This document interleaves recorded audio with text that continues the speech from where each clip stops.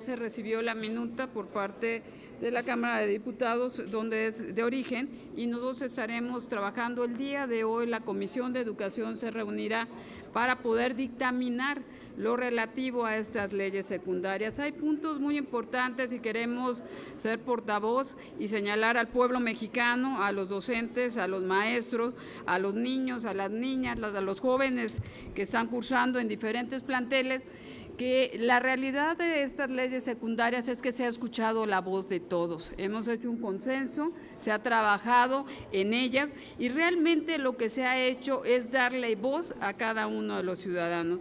Queremos señalar que hay cuestiones que han tratado de desvirtuar ese trabajo que estamos haciendo en equipo consensado y que son los famosos mitos que tienen que ver con que habrá asignación automática de plazas por parte de los gremios sindicales. Queremos señalar y queremos ser enfáticos y precisos en señalar que esto es mentira, que esto es el clásico acciones que representa solo con el hecho de tratar de desvirtuar una ley, las leyes secundarias que se están realizando precisamente para poder validar ese examen que realizarán los maestros, pero un examen correcto en relación a habilidades, a criterio, experiencia, a trayectoria, como nos lo han pedido y como se han escuchado, y no un examen punitivo que al final de cuentas buscaba depreciar lo que eran los maestros y mancillar lo que es su trabajo en las aulas y todo el esfuerzo que han realizado. Entonces, estamos en contra de esas noticias falsas que solo buscan desvirtuar y de verdad dañar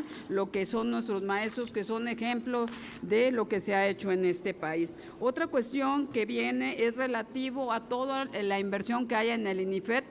Para nadie es mentira y para todos los estados es sabido que el INIFED desgraciadamente no cumplió su objetivo, que se hizo un tema, como lo hemos tenido en México, plagado de irregularidades, que al final de cuentas se volvieron cajas que no eran comprobables y que para todos, a la vista de todos, están las escuelas que carecen de mobiliario, que carecen de impermeabilizantes, niños que no tienen aulas en muchos lugares, y lo que nosotros estamos haciendo y por parte del presidente es reorientar el presupuesto y desaparecer estos institutos que han fracasado.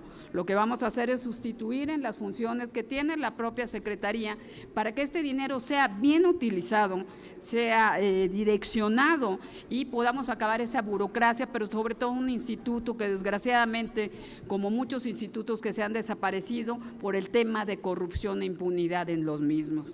Seguiremos trabajando precisamente en el tema de evaluaciones, pero esto representa la capacitación, representa la evaluación, representa tener todos los elementos que el maestro necesita e irlo acompañando para su formación. Los maestros son nuestros amigos, los maestros son nuestros aliados para la formación de los jóvenes, de los niños en este país, y qué más que acompañarlos en este proceso con una ley secundaria que precisamente lo que busca es fortalecer la educación en el país. Y algo también que lamentamos mucho que quieran desvirtuar es lo relativo al tema de presupuesto. Hoy más que nunca se va a fijar presupuesto en favor de las escuelas, las cuales se encuentran en su mayoría deterioradas, los cuales no existían registros de cuáles son las condiciones de las escuelas, que no hay nada más alejado con la congruencia de decir que se ayudaba cuando al final de cuentas ni sabían dónde estaban las escuelas, en qué condiciones estaban. Hoy en día lo que vamos a hacer es fortalecer y se va a destinar el 8% del PIB nacional en el tema de infraestructura y educación. Y eso lo que nos da es precisamente fortalecer todo lo que es infraestructura, todas son las condiciones en materia de los jóvenes, de los niños y también de todo el personal docente. Y también se va a incluir el 1% en la investigación científica y desarrollo tecnológico. Esto es un tema muy importante y sobre todo para nosotros es importante decirle al pueblo mexicano que estamos trabajando, que al final de cuentas los resultados se están viendo, que lo que no queremos son noticias falsas que lo único que buscan es desvirtuar, alarmar y dividir. Hoy en día lo que estamos es una realidad de cómo se encuentran los planteles y en relación a eso estamos combatiendo lo que es desvíos de recursos y la impunidad que existía en este sentido.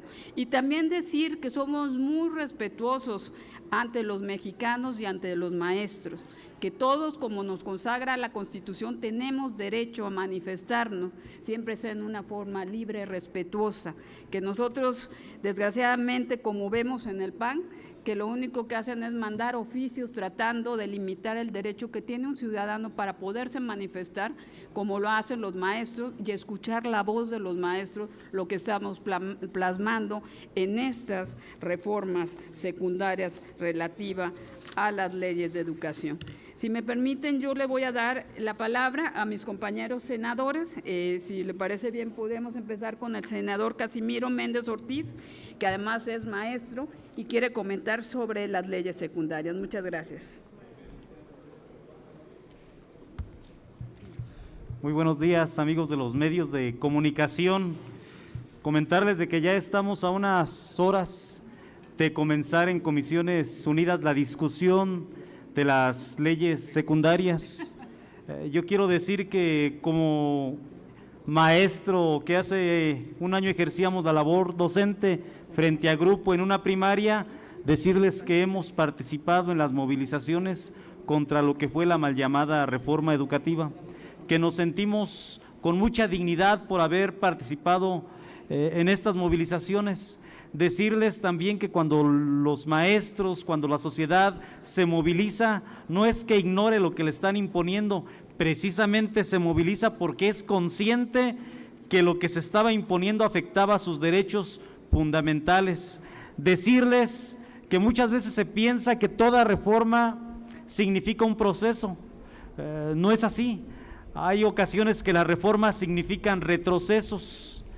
Decirles que las reformas, esta reforma, la mal llamada reforma educativa, no cambió a ninguna escuela. Son las escuelas las que cambiaron la mal llamada reforma educativa y la cambiaron tanto que hasta la tumbaron. Dejar eso con mucha claridad. Decir también que el Senado hoy es un Senado de puertas abiertas. Hace 8 años no era así. Hoy pueden constatar los ciudadanos, los maestros, cualquier sector de la sociedad que no estamos rodeados de granaderos, que no estamos rodeados de Policía Federal, de Ejército, que no estamos rodeados resguardando nuestra seguridad, porque a nosotros nos resguarda el pueblo. A los neoliberales los resguardaban las Fuerzas Armadas, las fuerzas represivas. Hoy no es así. Hoy los compañeros maestros, cualquier sector de la sociedad puede venir al Senado de la República con la certeza de que no será gaseado, de que no será golpeado, reprimido, que no será mojado con vehículos antidisturbios.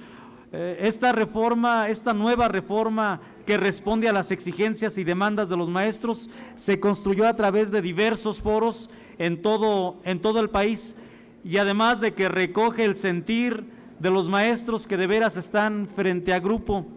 Uno puede imaginarse un salón de clases, yo lo he dicho muchas veces, que no hace falta otra cosa, solamente los niños, solamente el maestro y el aula, pero el ejercicio docente tiene implicaciones incluso si el niño desayunó, comió, cenó. Y eso es por lo que siempre cuando nos manifestábamos, participábamos en las movilizaciones, también luchamos por los desayunos escolares, porque se garantice la comida de los alumnos. Y en esta reforma ya se está garantizando la alimentación de nuestros alumnos en las zonas más marginadas del país. Estamos muy contentos de lo que vamos a discutir en unas horas. Estamos contentos porque esta reforma se hizo con los maestros de México, porque creemos firmemente que existe que hay un despertar del pueblo de México, y ese despertar es la educación, que tendríamos que estar primero mejorando las condiciones sociales y económicas del país, que también es lo que estamos haciendo, y después construir la reforma educativa. Por primera vez nuestro país tiene proyecto de nación y por lo tanto tenemos mucha fe y mucha confianza de que esta reforma educativa se va a consolidar porque hay proyecto de nación. La mal llamada reforma educativa carecían de proyecto de nación. El proyecto de nación que tenían era un proyecto de nación neoliberal. Hoy por primera vez este proyecto de nación y esta reforma educativa responde a las necesidades, demandas y exigencias de nuestra niñez, de nuestros padres de familia y de los maestros de México. Gracias. Muchas gracias, senador Casimiro. Y tiene el uso de la palabra nuestra compañera senadora Blanca Piña. Pues buenos días a todos y a todas, bienvenidos a los medios de comunicación y a los compañeros que están aquí en la rueda de prensa de nuestra bancada de Morena. Pues yo como maestra, ¿qué les puedo decir? Después de tantos años de lucha, de tantos años de sacrificios que hicimos para desterrar la mal llamada reforma educativa peñista, hoy nos congratulamos porque con el apoyo y la participación de todos los involucrados en educación, como son los maestros, como son los padres de familia, como es el Estado y como son los niños, logramos esta nueva reforma educativa. Pero yo estoy doblemente contenta por la Ley General del Sistema para la Carrera de las Maestras y los Maestros, porque con esta reforma educativa se dignifica su posición en la ciudadanía, se dignifica su trabajo, su labor, que ya no era reconocida. A mí eso me da mucho gusto como maestra y como activista que he sido, eso creo que es uno de los mejores logros. Y por supuesto que le damos las gracias a nuestro presidente que ha sido oídos abiertos para todos los sectores involucrados en este tema de educación. Vamos a pasar a la aprobación en estos días de las leyes secundarias de la nueva reforma educativa y por supuesto que considero que es un gran logro en general para la educación de la nueva escuela mexicana. Muchas gracias. Muchas gracias, senadora Blanca Piña. Y tiene el uso de la palabra el senador Miguel Ángel Lucero del PT.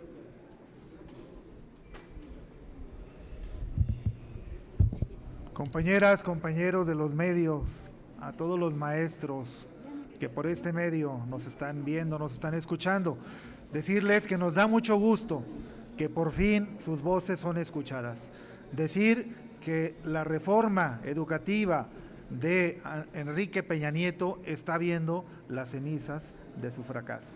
Decirles que estamos a punto de terminar con todo rastro de esa reforma educativa punitiva que en realidad fue una reforma laboral. Y lo que hizo por la educación fue quitar materias del área de humanidades en los niveles de educación básica y de media superior. Materias que estamos nosotros recuperando. Materias de historia, de civismo, de ética, que regresan nuevamente a las aulas de clase. Estamos muy contentos porque la Rectoría de la Educación regresa a quienes deben de tenerla: los niños y jóvenes, los maestros y los padres de familia. Todos ellos apoyados por un gobierno que está en una cuarta transformación, que no pone ecos a lo que dicta la vaca mundial en materia educativa, como lo hizo Enrique Peña Nieto, metiendo esta reforma educativa, metiendo zancadilla a los procesos que se estaban dando en este país. Eso nos llena de mucho júbilo. Decían mis antecesores, hoy tenemos a los maestros manifestándose positivamente en esta Cámara. No están siendo reprimidos, no nos están permitiendo el acceso a esta Cámara, porque saben que estamos legislando para el beneficio de la educación. Darle la certidumbre a los maestros, maestras de todo el país, que los logros alcanzados en lo personal, en direcciones, en ascensos, en ATPs, va a seguir adelante, que no tengan miedo, no se dejen llevar por rumores. Decirles a los padres de familia que estamos garantizando que la educación sea gratuita, sea laica, sea obligatoria desde los niveles de inicial hasta el nivel de superior y, cómo no, de posgrados. Estamos muy contentos por todo esto. No hay mucho más que agregar. decirles que este Senado pues está legislando para los maestros, para los alumnos y para los padres de familia. Muchas gracias. Muchas gracias, senador Miguel Ángel. Y tiene el uso de la palabra la senadora Margarita Valdés. Gracias, compañeras senadoras. Simplemente para pedirles a los compañeros de los medios de información y de comunicación que me ayuden a enviar un mensaje al pueblo de México. Esta reforma, que me congratulo ser parte de ella, de todos los compañeros senadores, no nada más se va a referir a leyes, a dinero, a progresos individuales. Esta reforma, pueblo de México, va a repercutir en una mejor vida para los ciudadanos mexicanos. Probablemente no nos toque en 3 días o en 3 meses a algunos de nosotros, pero va a reestructurar socialmente la formación de nuestros profesionistas en todos los aspectos. Y estamos empezando con uno de ellos que creemos que es, y en lo personal, muy importante. El ejemplo: los senadores de Morena, del PT y del PES cumplimos. Ya no somos como los políticos de antes, que recorrimos las ciudades, pueblos y ranchos para obtener un voto y no regresar y no cumplir. El día de hoy y de mañana al pueblo de México le decimos: compromiso cumplido. La reforma mal llamada peñista va para atrás y la nueva reforma en formación de mejores ciudadanos va para adelante. Gracias, compañeros. Muchas gracias, senadora Margarita. Y tiene el uso de la palabra el senador Aníbal Ostoa. Muchas gracias. Buenos días, amigos y amigas de los medios de comunicación. Quiero decirles que yo soy egresado de una escuela normal. Estoy profundamente agradecido con todos los legisladores federales, tanto de Cámara de Diputados como en esta Cámara, por los alcances de las leyes secundarias. Un punto en especial quiero destacar. A diferencia de los anteriores gobiernos neoliberales, que tenían afanes perversos de extinguir las escuelas normales de nuestro país, fundamentalmente las escuelas normales rurales, hoy estas reformas de nuestras leyes secundarias rescatan la dignidad de los normalistas mexicanos.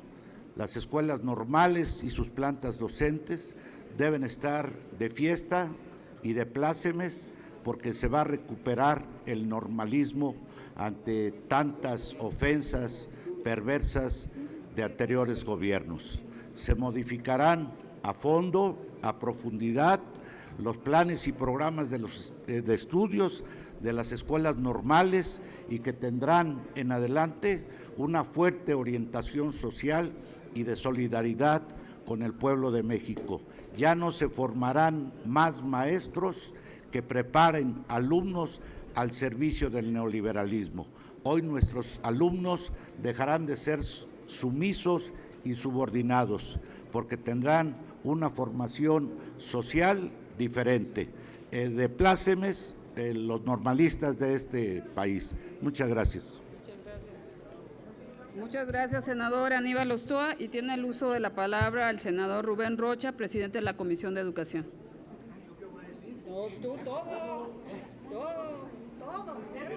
Pero ya dijeron ustedes todo. ¿Cómo están? Buenos días. Buenas tardes ya. Muchas gracias a mis compañeros.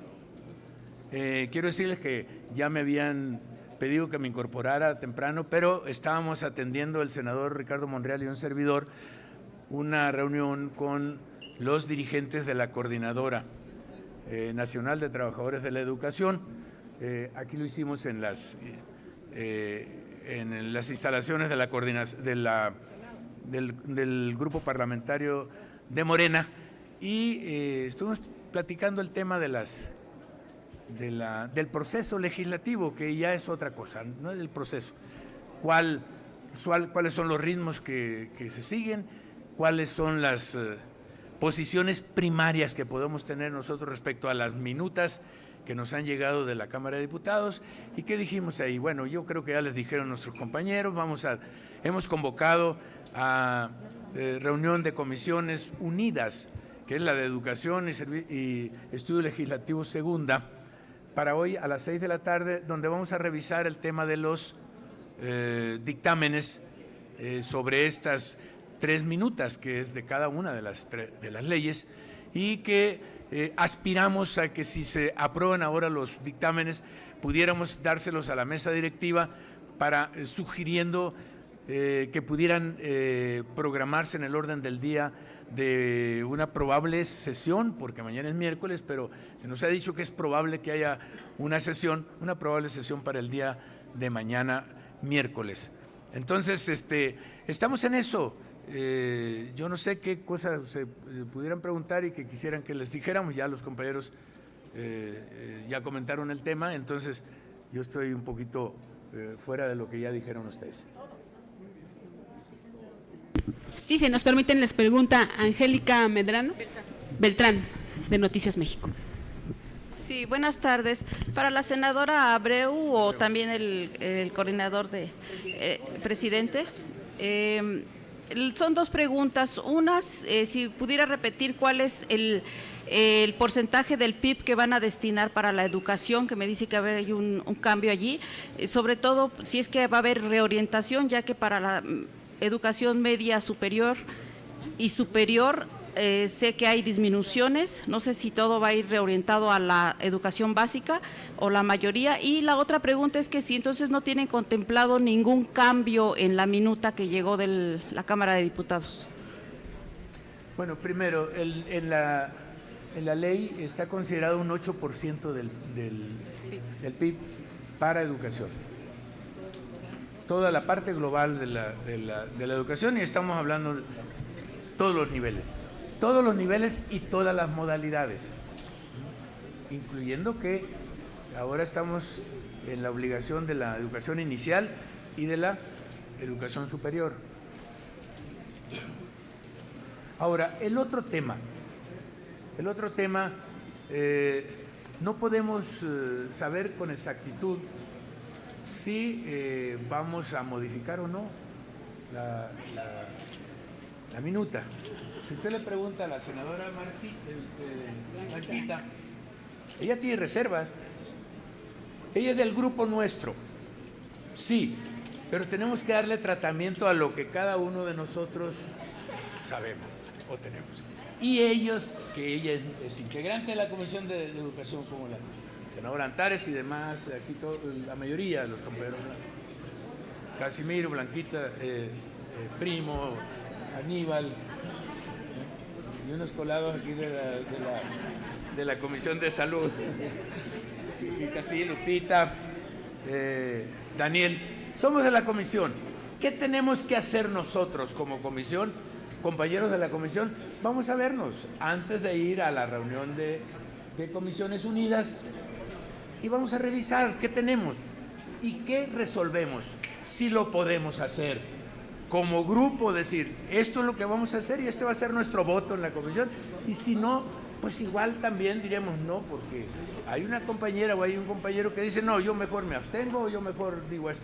Esas libertades las vamos a resolver como grupo de integrantes de la Comisión de Educación. Por eso no les podría adelantar, yo tengo una opinión, pero no todos tienen la misma que yo tengo. Gracias. ¿Alguien más, compañeros de la prensa, que tenga alguna pregunta? No tenemos más preguntas. Gracias. Les agradecemos mucho a todas las senadoras y los senadores que nos acompañan. Y les pedimos que no se vayan porque todavía tenemos otro tema que va a desarrollar el senador Ovidio Peralta. Así es, igual agradecerles a los medios de comunicación que nos acompañan. El otro tema que vamos a tratar es el que va ingerente a la desaparición de poderes en Tamaulipas y Guanajuato. Comentarles que aunque en algunos estados se ha logrado reducir los niveles de inseguridad, el nivel de paz en México se deterioró un 4.9% durante el 2018, con lo cual es el tercer año consecutivo con un incremento de violencia y una tasa de homicidios nacional, que llegó hasta los 27.2 casos por cada 100,000 habitantes, es decir, más de 34,000 víctimas.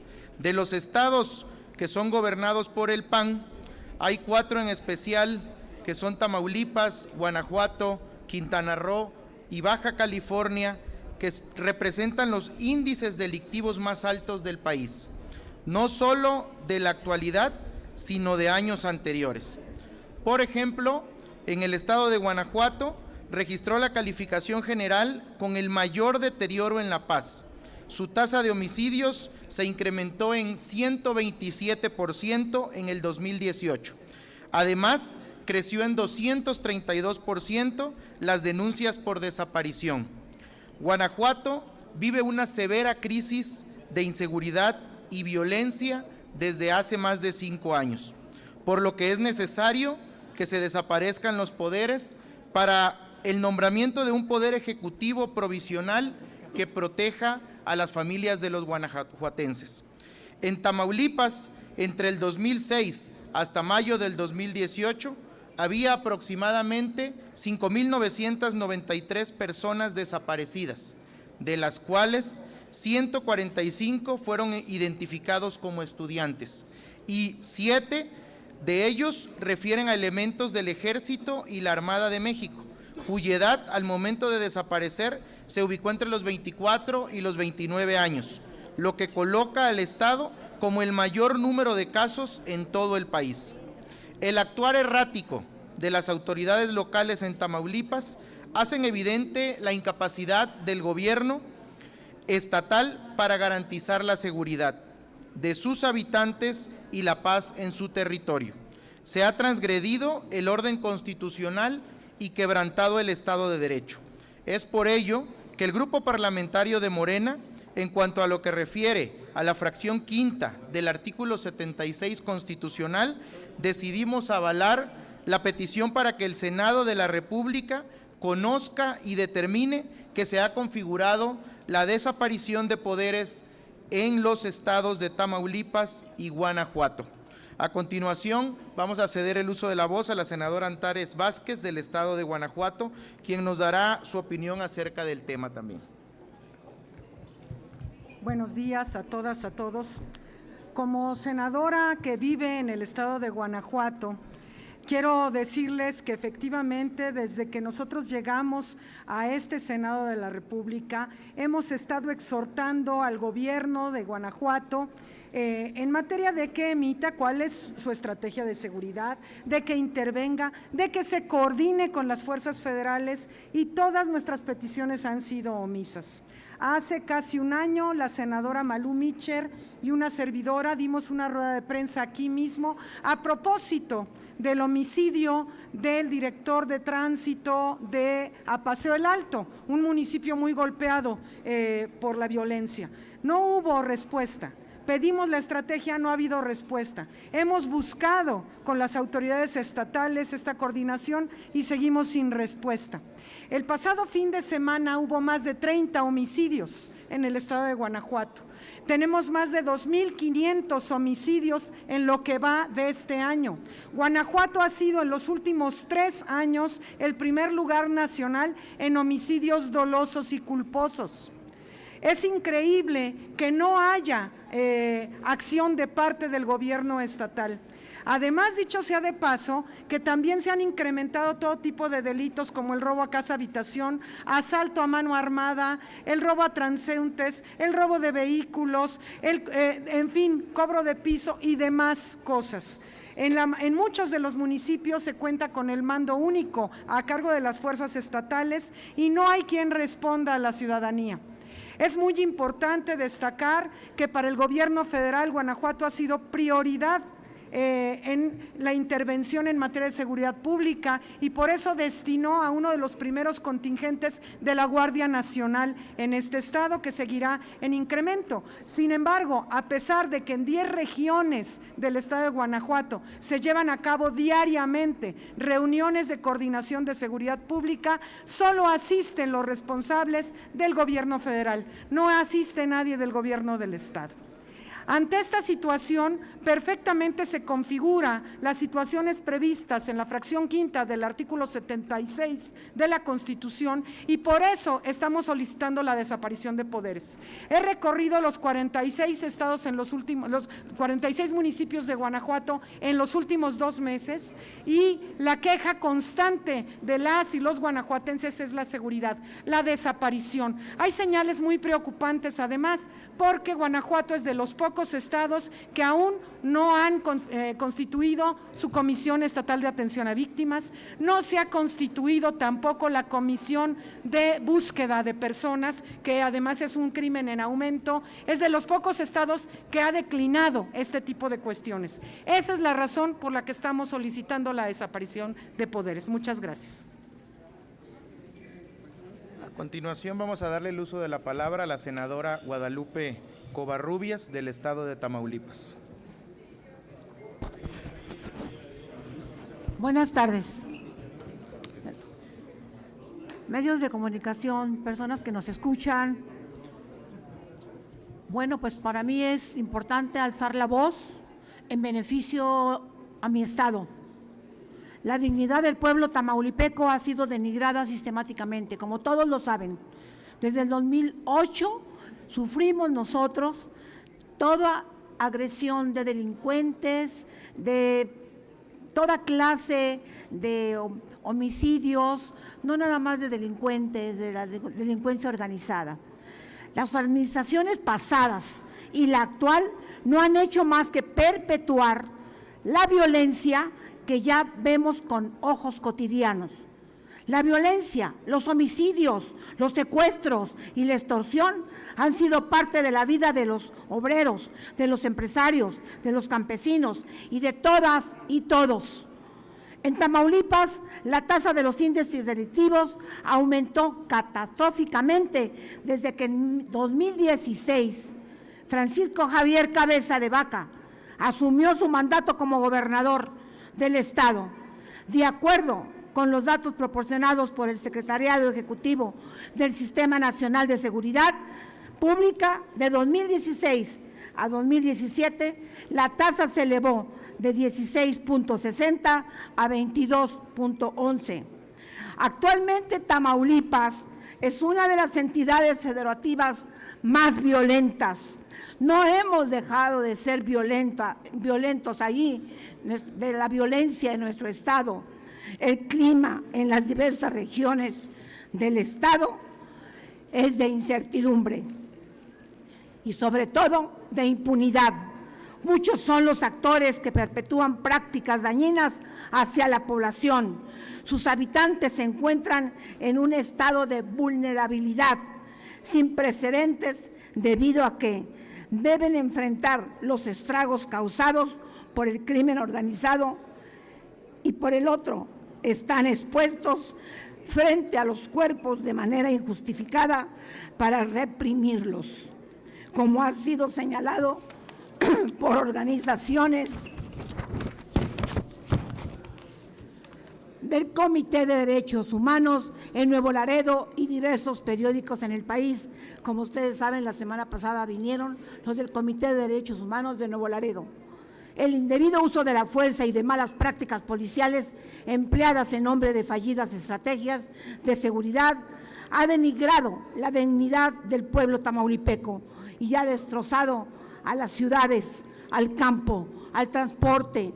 A todas y todos vivimos en incertidumbre de ver en paz a nuestras familias, en desarrollarnos, de tener oportunidades de crecimiento.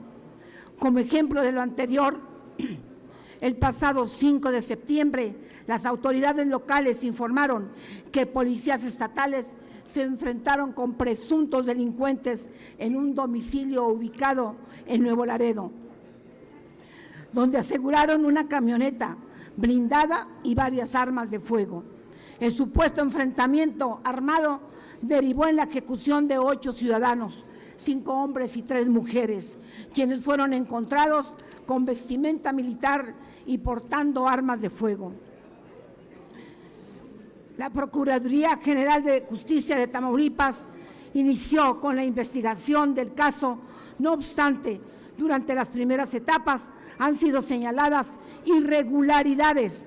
Testigos han sido acosados de manera arbitraria por elementos de la Policía Estatal.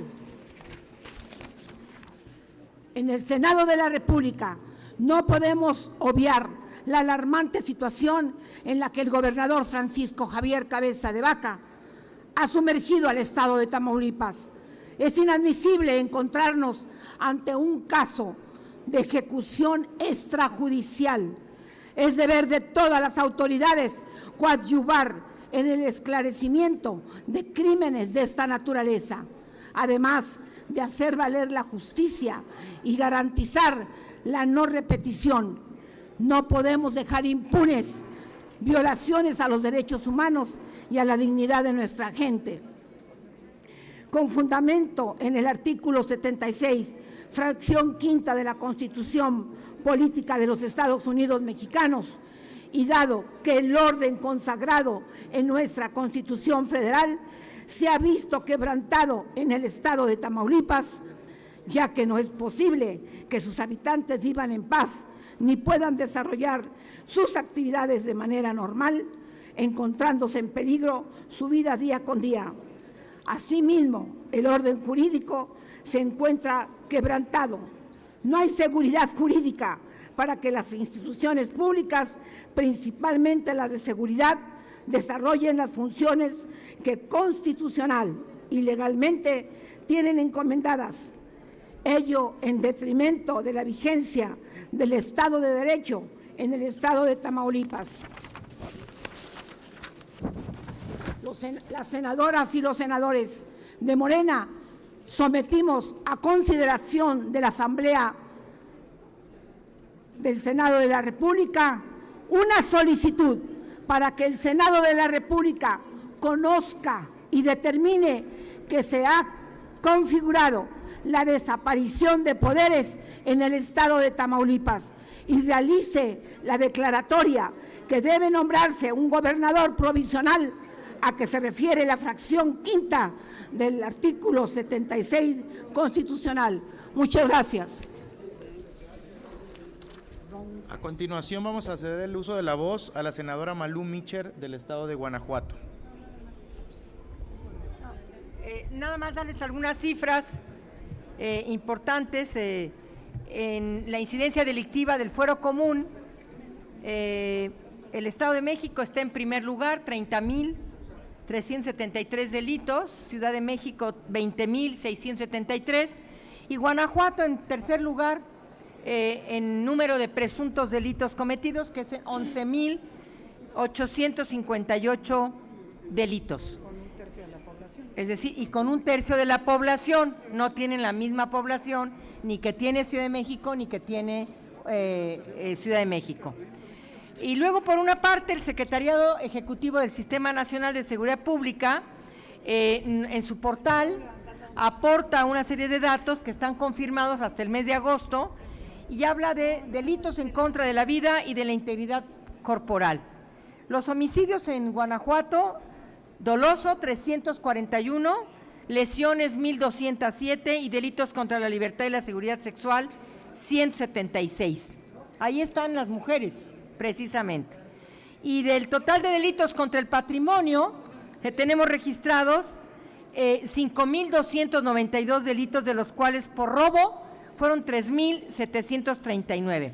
Es decir, hay un incremento respecto a las cifras de enero, que sumaron un total de 3,630. Pero quiero decirles a ustedes que de enero a agosto, Guanajuato registró un total de 92,460 delitos, lo que lo coloca dentro de los 5 estados que registran mayor delincuencia en el país.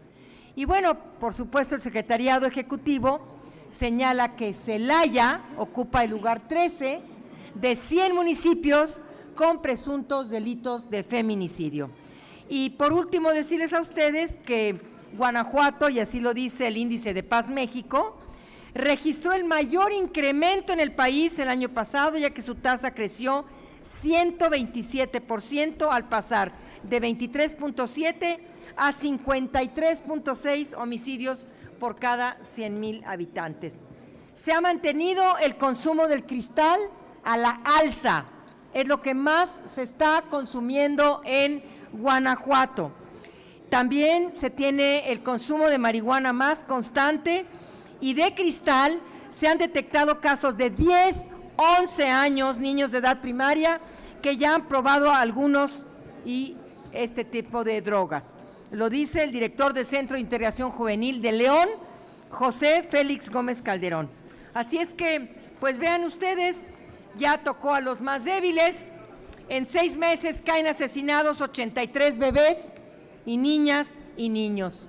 Esto es Guanajuato y según la Constitución Política del Estado, claro que hay motivos, razones y circunstancias para que se revise y se apruebe en su caso la desaparición de los poderes y que asuma el control una autoridad que realmente pueda poner orden en ese estado. Muchas gracias.